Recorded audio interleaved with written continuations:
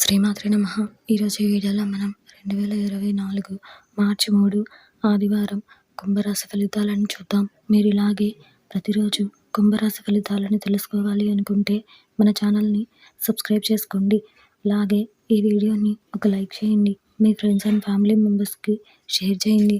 ఇంకా విషయంలోకి వెళ్తే మార్చి 3 ఆదివారం కుంభరాశి వారికి సంబంధించి వ్యాపారాలలో నూతన పెట్టుబడుల విషయంలో పునరాలోచన చేయడం మంచిది. ముఖ్యమైన పనులలో తొందరపాటు మంచిది కాదు. నిరుద్యోగులకు కొంత అనుకూలత వాతావరణం ఉంటుంది.